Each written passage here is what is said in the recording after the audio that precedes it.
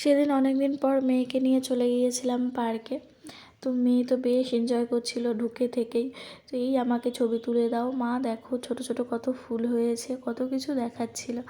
আর এইদিকে ওই কালিয়াকে দেখে মেয়ে দেখবে কীরকম করে, ও ঠিক যেরকমভাবে দাঁড়িয়ে আছে ও ঠিক সেম ওই রকম করার চেষ্টা করবে কালিয়াকে দেখিয়ে। তো আমি ওকে বলছিলাম তুই একটু ভালো করে করে দেখা, দিয়ে ও আবার একটু ভালো করে করে দেখাচ্ছিল। তারপরে ও ছুটে চলে গেল সেই দিকে, বলছিল বলে মা দোলনা চড়বো এগুলো বলছিল আর ছুটছিল। তো আমি ওকে বললাম যে ছুটিস না, আর এক জায়গায় দাঁড়া, আমরা হেঁটে হেঁটে যাবো, কারণ ছুটলে বাই চান্স পড়ে গেলে প্রচুর লাগবে। তো এইদিকে আমরা একটু পাখি টাখিগুলো দেখছিলাম। তো এবার দেখলাম অনেক পাখি নেই, হয়তো মারা গেছে। খরগোশও অনেক মারা গেছে, নেই, সব দু একটা করে আছে। বেশিরভাগ আগে এলে যেমন প্রচুর থাকতো, এবার সেরকম নেই। তো ফুল গাছগুলো সবই ছোট ছোট, এখনও ফুল টুল সেরকম কিছু হয়নি। আর এদিকে হরিণগুলো সেই সামনেটায় শুয়েছিল, তো সেগুলোই দেখছিলাম।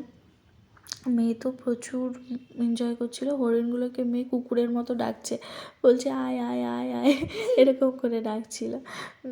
তো আমি ওকে বললাম হরিণকে এভাবে ডাকলে হরিণ আসবে না, ইনফ্যাক্ট হরিণ আসবেই না, তুই যেভাবেই ডাক না কেন।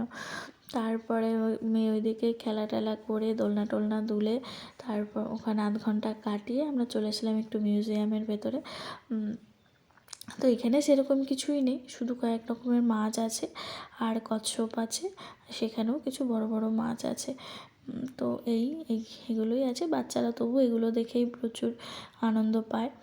আর এবার গিয়ে দেখলাম অনেক বেশি পরিমাণে কচ্ছপ ছিল, বাচ্চা থেকে শুরু করে বড়। আমরা যদিও অনেক দিন যাই না, 3-4 মাস যাই না, যাওয়া হয় না, টাইম পাইনি আর কি। তো এবার গিয়ে দেখছি প্রচুর পরিমাণে কচ্ছপ ছিল, আর মাছও অনেক বড় বড় ছিল। যে মাছগুলো অনেক ছোট ছিল এর আগে, সেগুলো দেখছি বেশ অনেকটাই বড় হয়ে গেছে। তো এই তো তারপর বাড়ি ফেরার পালা, কিছু কাজ আছে সেগুলো সেরে বাড়ি চলে যাব।